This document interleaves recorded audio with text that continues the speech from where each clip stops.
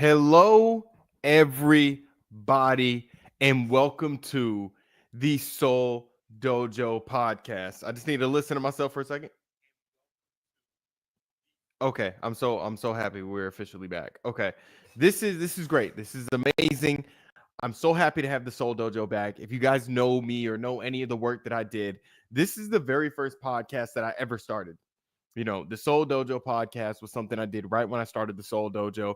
I wanted to talk about video games live on air, and I did that with this podcast. And this podcast is officially back. And there's just so much to talk about. There's so much to talk about, not even before we even get into the video game. So, the main tagline of this show now, after recreating it, it's the Soul Dojo podcast. Welcome to the Soul. I'll restart. Let's get the real intro in. Okay. Welcome to the Soul Dojo podcast, where we dissect video games and the industry. Bang. It's going to come out a little bit easier next time. Welcome to the Soul Dojo podcast, where we dissect video games in the industry. My name is Curtis Russell. It's going to come out easy. Boom, boom, boom. Where do I even begin? I mean, first thing, I am so sorry about the lighting. I am working on the lighting. The lighting's gonna be a lot better next time. I'm still working on the lighting. If you watched our SGO press pass, my lighting's kind of weird on that too, but I'm working on it. If this is your first time here, my name is Curtis Russell. I like to call myself a video game journalist, a video game content creator, somebody that just does videos, does content, news, articles, reviews, all type of stuff on video games. So, welcome. This is me. Yeah, I've been doing this for a very long time. I've been doing it for, I would like to say, about 7 years now. The Soul Dojo has been around for about 7 years. This is the Soul Dojo podcast. This is a podcast that I just talk about, news, video game news in the industry, of course. Now, this particular podcast, I'm going to be breaking down, like I said in the tagline, we're going to be dissecting video games and talking about the industry. So this is going to be a little bit more in depth. This is going to be a little bit more nuanced than just like what we were doing with Dear Video Games. Dear Video Games was our love letter to video games, where we talked more openly about our love for video games and things like that. This one is going to be more on the side of just really getting more into the news and like video games as like an entity of business and things like that. So we'll be talking loads about that. This podcast started, like I said, it started in the beginning with just me. I was having certain guests, and that's something I'm going to introduce. I'm going to introduce new guests into this podcast where I want to introduce guests that really contribute to what we are talking about. So it's going to be people given my connections with Sports Gamers Online. That's who I work for, by the way, for the new people. Sports Gamers Online, I'm a writer and senior editor there. Given my little bit of my contacts through there, I'm going to have a lot more like people within the industry that are going to contribute really good opinions to our topic. So I'm working on that. We're getting people in, which is awesome. Hopefully I can get maybe a co-host. I do have two people that are on this channel with me. They do videos whenever they want. They're able to do whatever they want, which is great. So it's great. It's great. It's great. Yeah. So from there, the Soul Dojo, from when we first made it, then it went from there to, we made like a studio, and my homeboy Jay, who is one of our channel managers, we made a studio at one of his houses, and then we were doing or one of his homes, and then we were doing the videos out of there. So or the live streams out of there, the shows out of there. So it was really cool to do that. And then from there, I just stopped doing the podcast, and I need to get back into it, because it's weird, when you start putting yourself out there, especially like I was with Sports Gamers Online, and more people are getting their eyes on you. You start doing your own thing, people start coming over, and you start seeing people in the chat and things like that. So it was great to see that. Where am right now, like I said, Sports Gamers Online is something that I hold really dear to my heart. It's something that I really enjoy doing, and it's basically broke me into the gaming industry, got me amongst developers and other journalists and things like that. And it's something that I am just so proud to be doing. It's something that I've always just wanted to do as a kid, and it's so amazing to do it. I know we're gonna get into the video game stuff very soon. I'm just kind of talking to you guys, letting you guys know a little bit about me. So Sports Gamers Online, of course, we do like sports games and stuff like that, but I've been able to do so much with Sports Gamers Online. And I feel like a lot of people like Mike Straw and stuff like that really got their start there, and they were able to learn about the industry, learn how to be a good journalist, and move on to bigger and better things, which he's with Insider Gaming now, which I maybe could have him on. Of course, with me, I'm focusing a lot on this channel, which I'm gonna go back to being very consistent. If you guys have checked out the Seoul Dojo recently, we're hitting these 1,000+ view videos, and we're having loads of people jump into the comments and join the conversation, which is amazing. It's absolutely amazing that people are doing that. One of the biggest videos this year was the Top Spin 2K video, which did amazing, and I watched it recently, and it was so well done. And I mean, you guys are amazing for jumping to that. And yeah, pat on my back to myself. It was a great video. It was a great video. It's probably the first, by the way. I'm it is Saturday night, having a little drink. This is probably the first time I've ever really done a podcast on Saturday. So I believe I used to do it with Niall on Saturday, and we recorded it on Saturday, and then we probably put it out throughout the week. But yeah, it's awesome to have that. But I've kind of fallen off a little bit with the content that's on the Seoul Dojo, and I'm really sorry about that. I'm getting back to that. I missed a few first impressions with the Seoul Dojo. Now, the Seoul Dojo has taken on so many faces, so many different personas. This is what the Seoul Dojo is to me. It is first impressions, it's discussion videos, and it's the Seoul Dojo podcast. That's what it is to me. That's our bread and butter. We do first impressions, whether we go back to games we missed or the newest games released. And we also do discussion videos on very hot topics in games, something that we'll talk about here on the Seoul Dojo podcast. But it's something that I always wanted to do.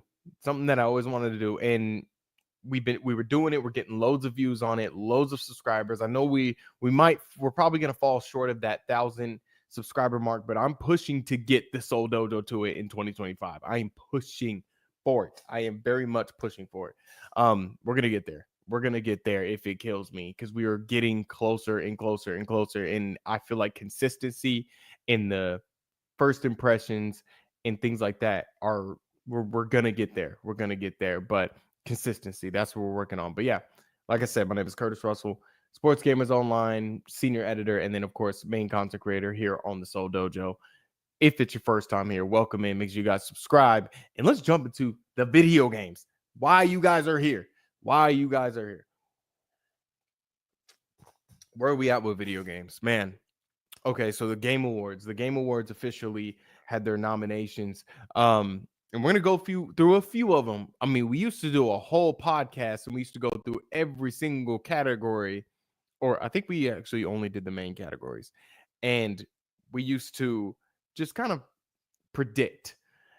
I'm not really here to do predictions too much. I'm just here to talk about what we have, because there is a few notable nominations that I do want to talk about. Now, the first one is the best sports.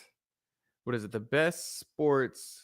Let me see when I find it. It's best sports / racing game. Here it is. Best sports / racing game. This is a category that it's, I mean, I think Mike said it on Twitter. It is being treated like the ugly stepchild. It is a category that obviously bigger journalists or bigger content creators, people that they have on their roundtable, just don't care about. They just don't care about. I remember there was a year Rollerdrome came out. There was like, what's that game called? It's like a F-Zero inspired game. Red Out 2 came out, and just these racing / sports games, it just didn't matter. It just didn't matter. Brandon, how you doing? EAFC 25 definitely won't win. No, it won't. But it gets its nomination every year. It gets that nomination. God damn it. It does. The problem with, you know, games like EA FC 25, they're always going to get that nomination. But let's be honest, with this category, F1's probably going to win. It's always a racing game that usually wins. And if it says Forza, it's definitely going to win. But I played F1 24. I reviewed it on Sports Gamers Online.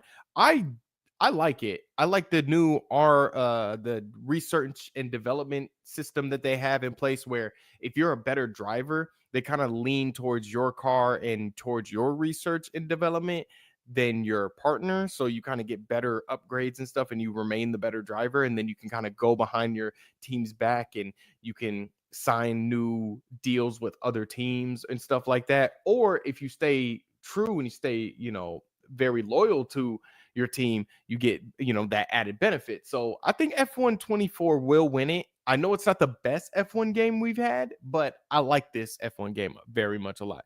NBA 2K got its yearly nomination. It always kind of gets one. Top Spin 2K25 got a nomination. I like Top Spin. I think the Top Spin, I think the gameplay is based on Top Spin 4. I like the gameplay loads. I really like it. The time-based gameplay, I feel like, is frustrating, but it's rewarding at the same time. So it's a great game. Of course, it needs better customization, a deeper career mode, I think. And I think it would be a solid game. We'll see when the next entry comes out. And then WWE 2K24, I think this is one of the better WWE games to ever come out. So this is a good nomination, I believe. But where is college football? Where is college football? I mean, I agree with Mike. I agree with Brandon, who's with us on Sports Gamers Online. Where the hell is college football? You're talking about a game that was super hyped, overly hyped. 14 years, no college football game sold the most, the best reviewed game out of all these games on Metacritic, and it still didn't get a nomination. And that's where I think the Game Awards are just not in touch with this category. So it needs to change. It needs to get better. And to be honest, if college football was in here, I would have chose that to win. I would have predicted that to win. It's ridiculous that college football isn't there. It's ridiculous. It's a good game too. College football 25 is a good game, and I cannot wait to see what they do next year. It is a solid entry. It is a great way to get people back into that franchise, because I look at Madden and that completely different. I completely do. So they need to get it in there next year. I can't wait to see what 26 does, college football 26 does, but I think it's ridiculous, and I agree with some of the people, especially you guys. I know some of you guys are saying it on Twitter. I see you guys on Twitter doing it. Some of you guys are right. Yeah, college football should be on there. Definitely should be on there. I want to talk about, maybe we just talk about game of the year. I'm going to sound ridiculous when I say this, because this is something I usually don't say. I didn't play any of these games on the game of the year list. And I am ashamed, because I'm somebody, I'll play at least like 3 out of the 5 game of the year games throughout the year, and I just did not get around to it when it comes to Sports Gamers Online, and when it comes to some of the games that we did first impressions on. I didn't play any of these games. So Astrobot, we did a first impressions here on the Seoul Dojo on it. Niall loved it. You guys loved the video, which is amazing. And it got a nomination. I think that's crazy that it got a nomination. We have a game that has a certain charm. We have a game that is a platformer that is nominated, and usually Mario is kind of the platformer that gets nominated, but it's great to have something. Balatro, I'm guessing this is an independent game that I never even heard of until now. It seems like this game just got so many nominations out of nowhere, and it's like, what the hell is a Balatro? I don't know anything about this game. If you played it, please let me know in the comments or in the chat, like, how it is, because I'm so naive to this game. I have no idea. Black Myth Wukong actually won, the Joystick Awards? It won the Joystick Awards reward. So I think Black Myth Wukong, the type of game it is, it's going to be very favorable in this category because of that Souls-like kind of feel that it gives you. It's also a PlayStation exclusive, isn't it? It's still a PlayStation exclusive, so it's like it's a game that it's so favorable in the Game Awards. When you look back, when I went to the Game Awards back in 2019, I knew Sekiro was going to win. I knew it. I knew Sekiro was going to win. I was actually there in Los Angeles, there in person, and you can probably find the videos. You can go back and find the videos. I was losing it because I saw Phil Spencer. He walked right past me, but yeah, I was losing it. I was absolutely losing it when he walked past me. But yeah, Sekiro won. And what is that? That's a Soulsborne from software game that is strictly on PlayStation, and it won. And I just feel like these games are just so favorable in this kind of category. Another one, this one is the Elden Ring and the Erdtree. This is the DLC. This is the DLC. I mean, look, I believe in 2015, didn't the Witcher Blood and Wine DLC win Game of the Year? So there's a possibility. There is a possibility. I mean, I don't have anybody to fact check me right now, but can somebody fact check me? I think in 2015 at the Game Awards, it was either 2015 or 2016. The Witcher 3 Blood and Wine won Game of the Year, and that was a DLC. And I believe what some people are saying on Twitter, there should be an expansion, a best expansion or DLC category. And it's weird that the Game Awards is supposed to be the better award show, the best award show, and it still doesn't have categories like that. That is crazy, especially where video games are now, because we get an expansion for big games. We get expansions all the time. You know what I'm saying? Excuse me. We get expansions all the time. We get DLCs all the time. So it's weird that we don't have one for this. It's weird. It's really weird. It's really weird. Final Fantasy VII Rebirth. It is on my list. It is on my list. It should be. I'm really excited to play this because the first one, the remaster or the remake, I really liked it. I really enjoyed it. It retold the Final Fantasy VII story so well.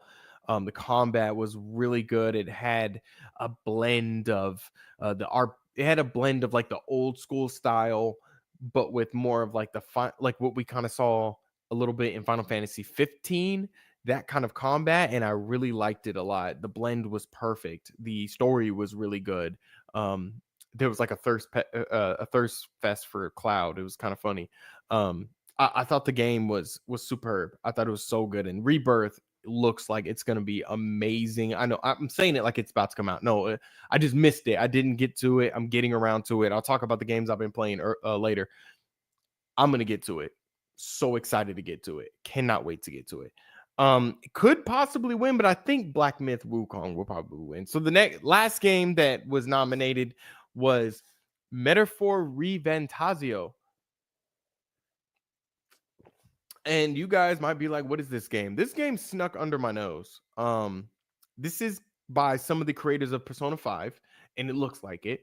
It is a game that takes a lot from Persona 5, like how you're supposed to kind of set up your days and how the days are considered kind of like your timer or whatever, and it kind of goes the same way.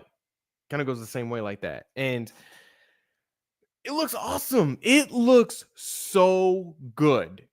It looks so good. I would not be mad if it got Game of the Year. This looks so good. It looks like it's a massive time suck. It's one of those JRPGs that are so hefty, and it's one of those JRPGs that just look like it's going to be a long time for you to play it. Like you're going to spend 300 hours in it, and it looks so good. It's one of the when I saw the trailer, or when I saw it get nominated and I looked at the trailer, I was, oh my God, this looks amazing, because I love Persona 5, and I really liked one of my favorite games this year was the Persona 3 remake. You can go back and check out my first impressions here on this channel for it. And it was Persona 3 remake was reloaded. Persona 3 Reloaded was really good. It was really good. It gave me big Persona 5 vibes, and I think Persona 5 honestly is one of the best games that I played. It's fantastic, and this series is fantastic. It's awesome. So that's the Game of the Year nominations. Let me know what you guys think in the chat or in the comments. Game of the year. What do you think? Who do you think is going to win Game of the year? I think it's going to be Black Myth Wukong. Is there anybody that missed out on Game of the year? I know some people were saying, sorry, Silent Hill. Silent Hill was one.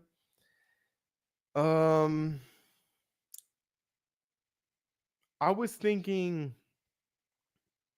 I'm really surprised maybe Persona 3 Reloaded didn't get a shout, but I guess Metaphor Revantasio kind of takes care of that. Let me know. Let me know in the comments or in the chat what you guys think should have been nominated. And should EAFC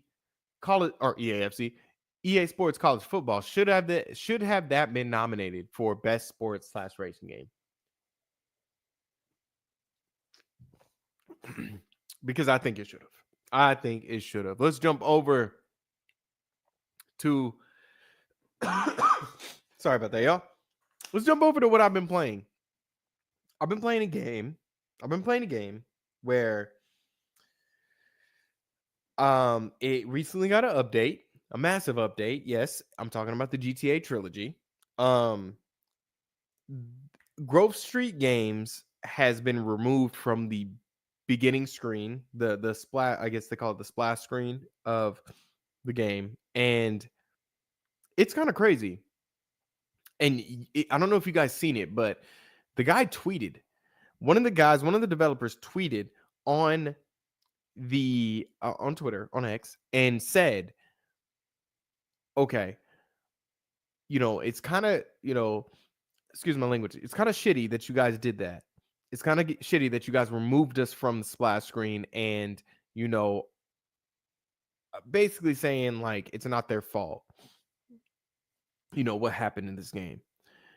What happened in this game is pretty much your guys' fault. Like it really 100% is. It is your guys' fault. Now, whether that's Microsoft didn't micromanage the project, I don't know. Whether it's not Microsoft, whether it's Rockstar who didn't micromanage the project, Take-Two who didn't micromanage the project, but the state of the way that the game came out was just a mess. It was a complete mess.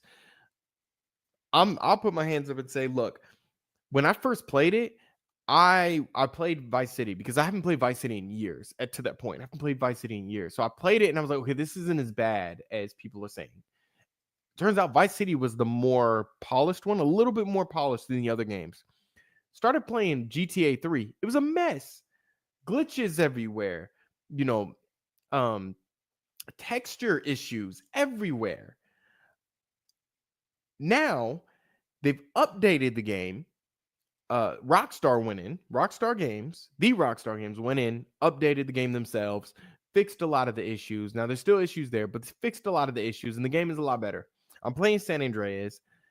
I'm gonna do a first impressions on San Andreas this upcoming week. I'll do a first impressions just to get content out there for you guys on the channel because I want to talk about this game. I'll give you a little bit of preview. It's really good. The update is really good. They have this classic lighting versus this HD lighting that they're doing, and the classic lighting they enhanced it. It looks so good on GTA San Andreas. It's really good. A lot of the textures have been updated. A lot of the character models have been updated. There is still issues with the faces. Some faces look good with full animation and jaw movement. Some don't. Sweet's face is just, he looks like he's like sucking on a Jolly Rancher that's just sour. I don't know. It doesn't look good. Some of the stuff just doesn't look good. But I think that's just how the game translated to the Unreal Engine, I think. And that's just kind of what the end result was. But this, when it first came out, was a bad idea. This was not good. This got loads of feedback. You're talking about a company that is all about quality, and this project was not quality at all. And it was an issue. This was a major, massive issue for Rockstar and for Grove Street Games. This Grove Street Games is a developer that basically ports the old games onto iOS and Android, so onto mobile games. And you can tell that a remaster or a remake or whatever they call it of the trilogy of these amazing games, they weren't up to the task. You can tell they weren't up to the task. So big, massive issue there. Big, massive issue. They weren't up to the task. They didn't have either the the quality, the talent to make it work. But honestly, they should have waited, and they should have had somebody at Rockstar helping them, and probably should have micromanaged that a little bit better. Because that was it was bad. It was really bad, really bad situation for them. But yeah, other than that, I haven't played the other two games, but San Andreas, I'm loving. I'm just loving the game again. I want to talk in the first impressions. I'll talk about my general thoughts about San Andreas as a game at that time. I'll talk about that. I don't want to get too deep into it because this podcast I could ramble on. I want to keep it to like 30, 40 minutes, but really good game. Really good game now. I'm not going to say that. I'm going to keep that for the first impressions. Let's talk about my next topic here, which is Avowed. Avowed has a lot of previews. The final previews of Avowed are starting to come out. Obsidian Entertainment. We love Obsidian, of course. Obsidian Entertainment has this new game called Avowed. It's an RPG. Excuse me. It looks. When I first saw it, I was not. When I first saw it, I just wasn't sure. I wasn't sure about it. It looked. I don't know. The combat looked kind of finicky. It looked kind of laggy a little bit, and I just wasn't sure about it. I wasn't 100% sure about it. Seeing the final previews of it, it looks really good. The character models look fantastic. The facial animations look fantastic. It's Obsidian, of course. So you're getting character development, good character development. You're getting really good character choices. You could be an a-hole right at the beginning of the game. The combat looks Skyrim-esque. It looks really good. It's first you can like dual wield magic and an axe, and it just looks like Skyrim. It looks so fun. There's guns in the game. It seems like you can swap through loadouts. It looks like a game that you're going to be able to really build your character to whatever you want to build it in it. And one of the more interesting things that I read was it's going to be shorter in length, kind of like the Outer Worlds, which another Obsidian game. The Outer Worlds I love because it is short and you can make all these different decisions, and there's different ways to beat the story. And I really like that. I think it has a bit of a unpredictability to it. So it's really good. It's really good. So I think Avowed is going to take on that type of approach, and it looks really good when you think of it like that. So it's not going to be super long. I was reading that article on a website, and they were interviewing one of the developers, and he was saying like we're a lot of the people that played like the Obsidian games for Fallout, right? Like we're like 30, 35 years old now, and it's like we don't have the time to spend 100 130, 150, 300 hours into an RPG. Like now we need like it's a 20-hour, 30-hour RPG, something even shorter, something that we all can get behind and play for a while. And just still get it seems like it's going to be loads of good quality in a short span of time, and Avowed looks like it's going to give that, and that is music to my ears.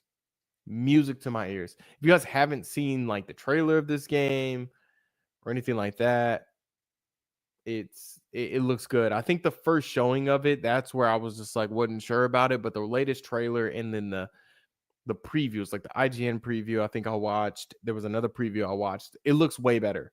The combat, the bounciness of the combat kind of reminds me a little bit of this latest Dragon Age game, which I have not got around to. I just haven't got around to it. Oh my goodness, I haven't got around to it. I want to play the new Dragon Age. I've seen the kickback from it. I understand it, but I still want to play it. The combat looks fun. It's still Dragon Age at the end of the day. I want to try it out and just give it a go. I don't know. It kind of reminds me of it a little bit, but we'll see. Ultimately, Avowed, I think, is coming out in February. Very excited for this game. It's going to be one of the bigger games to come out early in the year. So it's like, we got that. GTA coming next. So, or GTA coming a little bit later if it doesn't get delayed.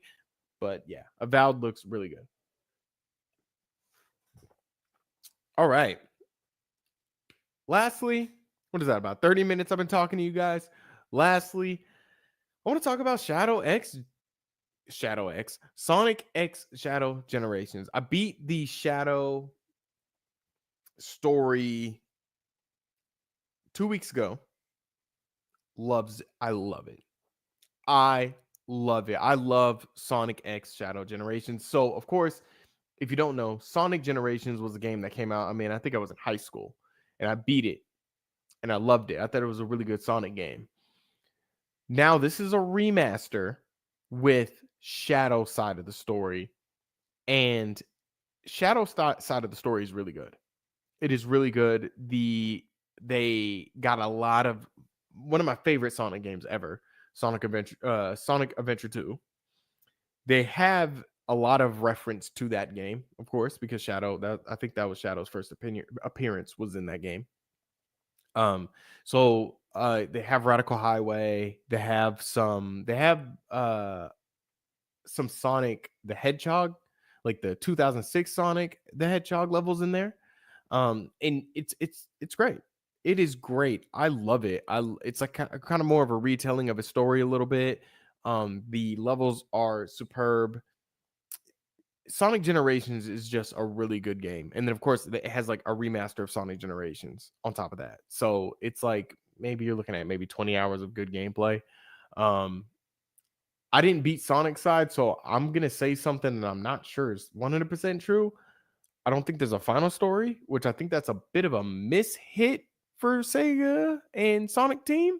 They should have had like a final story in there where Sonic, Shadow team up. Maybe there's a DLC coming. I don't know. I'm going to finish Sonic's story, which I already done before, but I'm going to finish Sonic's story and we're going to see where we're at with that because I need the final story. I need the final story. Shadow story was a lot more darker. It's something what I think the movie's going to be like, but I think it was a lot more darker. It was he got like new abilities and stuff like that. The new abilities really work well with a lot of the different levels and level design. It's great. It is great. It's game. Honestly, I didn't get around to doing a first impressions for it, but you guys should definitely buy it. I'm pretty sure for the holidays it'll go on sale. You guys should definitely buy it. It's such a good game, especially if you didn't play Sonic Generations. There's loads of game there that you will really enjoy. Of course, with Sonic Generations, you play as two different Sonics. So you play as the modern Sonic, and then you play as the retro Sonic. In the retro Sonic, of course, they give you a 3D perspective of the levels and him. So you're basically playing a brand new game. Like even when you're doing like these familiar levels, they're kind of brand new because it's not 2D, it's completely realized in 3D and Unreal. So it's really good to play those games or play those levels and play that game, of course. Sonic Generations, just a great game, a fantastic game. Man, I rambled on for almost 35 minutes. I am hoping to get some people on as guests. I'm hoping to maybe get a for sure. I'm pretty sure, Voltaire, Slapadelic, or Niall will be able to come on and be just a secondary host at some point on the Seoul Dojo podcast. Thank God the Seoul Dojo podcast is back. We get on here, we talk about video games. Like I said, we dissect video games in the video game industry, especially when I talked about the trilogy. I got to talk about the industry and what went on with Grove Street Games and stuff like that. So, also, one other thing that I'm hoping to get on here is maybe some exclusives for you guys. I'm going to be talking to some journalists, some people that do have some in the knows, and try to get some really good insight on video games for you guys, because That would be awesome to bring to you guys. You guys can come here, get some informative value out of the stream and out of the podcast and out of the show. So yeah, once again, man, much love to you guys. Thank you. Subscribe to the Seoul Dojo Gaming channel. On our way to 1,000 subscribers. We're getting there. We are getting there. 2025 is our year. This is it. 2025 is our year. We're gonna do it. We're gonna hit it. I'm gonna get lighting somewhere in here. It's gonna look a lot better. Probably won't do the show on Saturday again. It will probably be more towards the week or in the middle of the week at some point. But yeah, we're gonna get it. Press Pass, SGO Press Pass. You can catch me on the SGO Press Pass this Tuesday. Gonna be talking about a lot of sports gamer stuff. Yeah, you can follow me on Twitter at Cali from the Dojo. My name is Curtis Russell, and I'll check you guys later. All right. Peace and cheers. Cheers, y'all. Cheers to y'all. Cheers. Thank you.